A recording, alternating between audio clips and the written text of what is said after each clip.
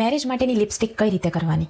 તો ઘણા બધાના આવા ક્વેશ્ચન્સ હોય છે કે કારણ કે આખો દિવસ મેરેજમાં હોય એટલે ફરીથી રીઅપ્લાય કરવાનો પણ ટાઈમ ના મળે અને બિલકુલ સ્મજ ના થાય એવી રીતે લિપસ્ટિક કઈ રીતે કરવાની. તો ચલો હું તમને દેખાડું કે એકદમ પરફેક્ટલી કોઈ પણ લિપસ્ટિક કોઈ પણ બ્રાન્ડની હોય, બ્રાન્ડ ના હોય તો પણ તમે જો આ રીતે લિપસ્ટિક કરશો ને તો એકદમ પરફેક્ટલી આખો દિવસ ટકશે.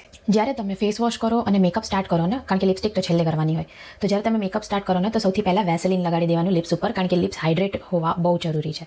તમારા લિપ્સ એકદમ ડ્રાય હશે અને એના ઉપર તમે લિપસ્ટિક લગાડશો ને તે લિપસ્ટિક તમારા લિપ્સ ફાટી જશે અને સ્કિન નીકળશે અને લિપસ્ટિક બહુ ખરાબ લાગશે. એટલે જેટલા તમારા લિપ્સ પહેલેથી પ્લમ્પી અને હાઇડ્રેટેડ હશે એટલે જ્યારે મેકઅપ પતે ને અને પછી તમે છેલ્લે લિપસ્ટિક લગાડશો ને એ બહુ જ સરસ રીતે થશે, કારણ કે ત્યાં સુધીમાં પરફેક્ટ હાઇડ્રેશન લિપ્સને મળી ગયું હશે. કોઈ પણ લિપ લાઇનર લેવાનું, યુઝ્યુઅલી બ્રાઉન ગર્લ્સને આવી રીતનું ડાર્ક બ્રાઉન કલરનું લિપ લાઇનર બહુ સરસ લાગે અને આપણે લાઇન કરી દેવાના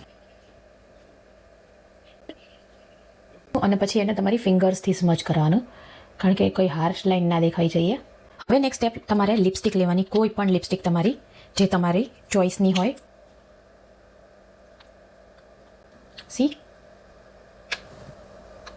કોઈ પણ તમે લિપસ્ટિક કરો પણ એને લિપ લાઇનર લગાડીને કરશો ને તો લિપસ્ટિક બહુ સરસ લાગશે.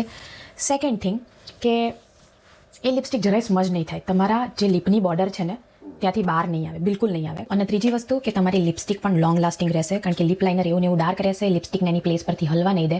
અનલેસ તમે કંઈક જમશો કે કંઈક પીશો ને અને ત્યારે તમારી એના ઉપર વસ્તુ પર ચોંટે કે કંઈક હાથ પર ચોંટે એ વસ્તુ બરાબર છે, પણ જો તમે એને આખો દિવસ ટચ નહીં કરો ને તે લિપસ્ટિક આખો દિવસ આવીને આવી જ રહેશે. તો લગ્નની સિઝન આવી રહી છે તો તમે પણ આવી રીતે લિપસ્ટિક કરજો અને આવા નવા હેક માટે મને ફોલો કરો.